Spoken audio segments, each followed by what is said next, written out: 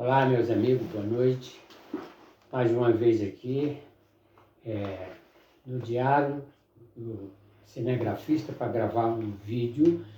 E é lógico que não podia deixar de não gravar, porque na realidade é o assunto do momento, a bomba que todo mundo está aí nas redes sociais falando dos acontecimentos que aconteceu em relação ao ministro da Educação.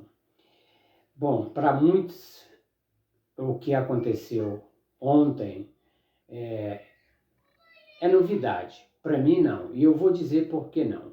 Mas antes disso, gostaria que você se inscrevesse no canal, apertasse o sininho de notificação, deixe seu like lá, assiste o vídeo até o final, compartilha se gostar com seus amigos, suas amigas, enfim, com seu vizinho e companheiro de trabalho, todas as pessoas. Na realidade, vocês são merecedores de ter conhecimento de tudo que está acontecendo em relação. Eu sei que muitas pessoas já sabem, nós somos gratos hoje a gente ter os canais alternativos, porque a mídia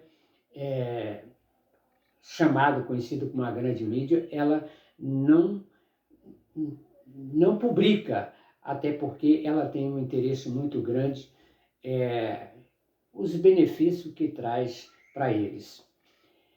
Então somos nós que temos que tomar essa providência, e eu estou aqui fazendo o meu papel. Bom, a bomba que aconteceu em relação, por exemplo, às gravações do ministro Milton Ribeiro, para muitos pode ser novidade, como eu já disse, mas para mim não. Então vou lembrar aqui uma coisa. Em 2014, eu fiz a cobertura dos 100 anos, não 2014, desculpa, em 2011, eu fiz a cobertura dos 100 anos da Assembleia de Deus, lá no Templo de Belém, aqui na sede em São Paulo. Em 2014, eu volto novamente fazer outra cobertura, estava já na época das eleições, e aonde estava disputando a Dilma, o Serra e a Marina Silva. E a Assembleia de Deus, através do líder José Wellington, e aqui eu me limito de chamar pastor, porque a minha convicções é que a partir de um líder, e que ele é chamado de pastor, e eu tomo conhecimento da corrupção que ele faz, através que rouba a fé dos seus fiéis, para mim ele não é pastor, para mim ele é corrupto. E aqui eu vou citar o nome de muitos corruptos. Essa é a minha convicção. Então, naquela época, o Zé Wellington chamava a Marina Silva e chamava a Dilma e chamava o Zé Serra. E qual era o objetivo? O objetivo era saber quem era que eles iam apoiar, mas ele queria ver a proposta de cada um. A primeira pessoa a escutar foi a Dilma. A segunda pessoa foi a Marina Silva, lógico, e terceiro o Zé Serra, lógico que em horários. A Marina Silva com o Zé Serra foi no mesmo dia, a Dilma foi dia diferentes. E os três deram um discurso lá dentro, no templo da Assembleia de Deus, lá na sede aqui em São Paulo, sede chamada lá em Belém. Todos eles discursaram por 30 minutos. E qual era a proposta na época? A proposta era que o articulador número 1 de todas as igrejas evangélicas, principalmente pentecostais, como a Assembleia, Igreja da Graça Mundial, neopentecostal, que nem a Universal, este articulador era o Silas Malafaia. E na época, foi pedido pelo Silas Malafaia 46 milhões para apoiar o Zé Serra. É lógico que naquele momento não foi batido o martelo, mas depois, lógico que por debaixo dos panos bateram o martelo. Tanto que depois todas as igrejas, tanto a Igreja da Graça, como a Universal, como a Mundial, como a Brasil Vitória em Cristo, falava que na televisão que o homem certo para governar o país era o Zé Serra. Então eles dispensaram a Marina, dispensaram a Dilma e apoiaram o Zé Serra. É só vocês puxar aí no Google que vocês vão ver em 2014, está lá. Tudo é documentado. Então essa novidade agora de o ministro da Educação fazer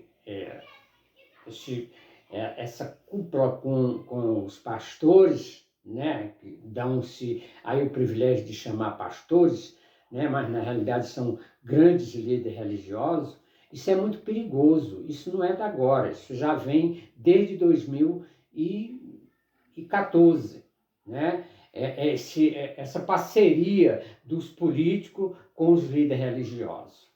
Isso é muito triste porque, na realidade, isso cria uma antipatia das pessoas fora, que ainda estão tão fora, vamos dizer assim, do Evangelho, eles passam a chamar todos os evangélicos de corruptos. E não é assim, tá? Tem muitas pessoas de fé nas grandes religiões, até mesmo essas que eu citei, pessoas honestas.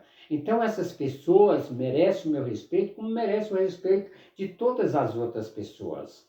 Então não é por via de um certo líder corrupto que a gente tem que discriminar todas as pessoas que frequentam a igreja. E eu digo isso porque eu frequento uma igreja evangélica e eu sei muito bem como é que funciona. Então, eu gostaria aqui de lembrar que não é só essas 4 igrejas que eu citei. Eu acho que pouca gente esquece que na CPI da Covid-19, da pandemia, na CPI, alguém possa até ter esquecido de um grande líder religioso que foi perguntado pela senadora Elisiane Gama qual religião ele pertencia.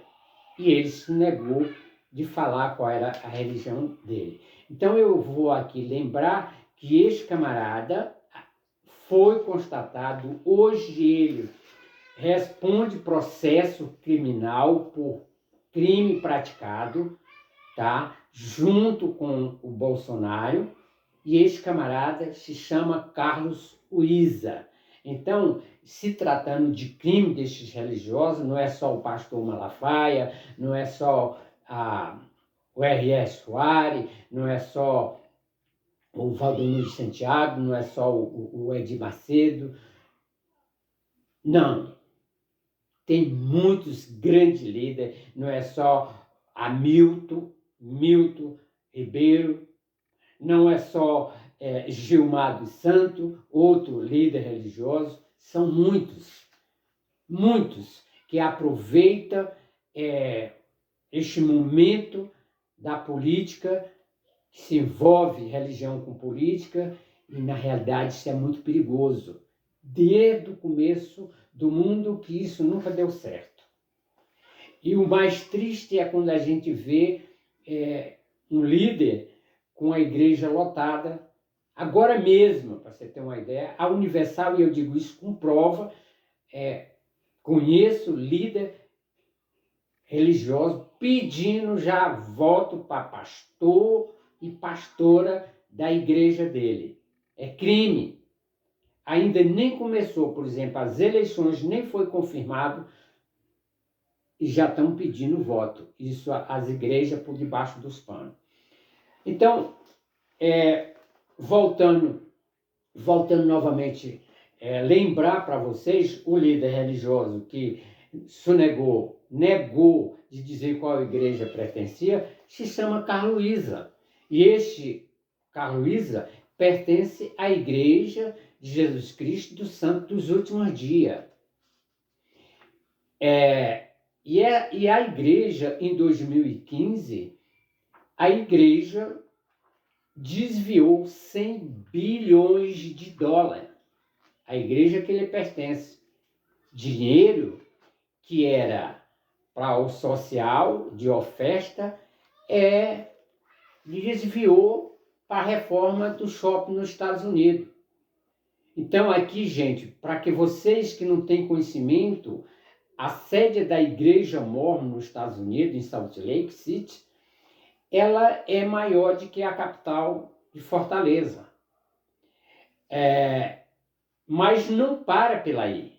Nessa pandemia do Covid-19, em 2019, quando começou, que estava no forte ali da pandemia, o maior líder da igreja, ele pediu para que todo mundo, não era só quem pertencia à igreja mormon, não, todo mundo fizesse um jejum generoso para o combate à pandemia. E ele, o líder, é um médico renomado. Agora, pergunte para onde foi esse dinheiro. Imagina naquele sufoco que estava todo mundo com medo de morrer por via da pandemia, um líder religioso pedir que todo mundo faça um jejum generoso. E não foi só um, foi 2. E foi atendido o pedido dele. Então, é muito perigoso. E quando eu cheguei uma vez a falar para minha filha que todas as igrejas, os grandes líderes são corruptos. E a minha filha disse, não é bem assim, pai. Só que é o seguinte, ela não sabe que eu fiquei 26 anos dentro de uma igreja, pregando o evangelho, dando meu sangue, e eu sei o que eu estou falando. Não falo à toa, falo com base. Então não é novidade. E aí eu vou contar outro absurdo que não para só pela aí. Em 2014, na minha cidade, em Sobral, um dono de uma igreja, que na realidade esses líderes, ele passa uma informação como ele seja dono de igreja. Então quer dizer que homem nenhum é dono de igreja, mas ele se acha dono de igreja. Você pode ser dono de uma empresa, dono de uma universidade, dono de uma rádio. É o caso do líder que eu vou falar aqui, que é o Oscar Rodrigues, que é um líder lá em Sobral, da igreja adventista, que ele se considera dono da igreja adventista. E em 2014, na eleição, ele apoiou o filho dele, Moser Rodrigues, para deputado estadual, e o Moser não tinha nenhum trabalho social. E, geralmente, algum político, quando ele resolve sair candidato a qualquer pleito eleitoral, ele tem algum trabalho pela parte social. E até pelo um pedido, quando a comunidade pede para que ele seja candidato. E ele vai e se candidata. Mas o caso do Moser, não. O Moser, não, com todo o respeito que eu vou citar aqui, ele era um chefe de segurança do Cid Gomes, na época de prefeito, e o Moser saiu candidato a deputado estadual pela primeira vez. O Moser tirou 164 mil votos, tá? Tirou mais votos do que o Leônidas Cristino e o doutor, outro deputado federal, que agora eu não o nome dele, mas é o seguinte, era um médico que também já era o segundo mandato que ia pleitear, e o Moser tirou mais votos do que os dois juntos. Agora, o segredo é que todo mundo ficou se perguntando como era que um candidato pela primeira vez tinha saído e tinha tirado 164 mil votos. O segredo, gente, eu digo porque eu tenho prova de flagrante na época, eu estava lá fazendo a cobertura. O Moza comprou voto, o Moza comprava voto de R$ 500. Chegou a comprar voto de R$ 800. E o segredo maior é que o pai dele é o seguinte: muito dinheiro dos fiéis foram desviados para a campanha do Moza. Então, é isso aí. Não é de se admirar o que está acontecendo agora com o ministro da Educação, vir estourar essa bomba. Não é da agora. Possa ser novidade para muitos trabalhadores, nem eu, que estão aí, que não tem tempo de assistir um jornal, de ver a notícia, mas a gente está fazendo aqui a nossa parte. Como jornalista, a gente está aqui denunciando a falcatrua que acontece entre esses líderes religiosos, principalmente envolvidos na política. Então é isso. Estou aqui fazendo minha parte e até o próximo vídeo. Se gostou do vídeo, compartilha com seus amigos, deixa seu like, aperte o sininho e vamos para o próximo vídeo. Preciso muito da ajuda de vocês, tá bom? Que a gente possa dar seguimento, dando as notícias aqui que vocês são merecedores.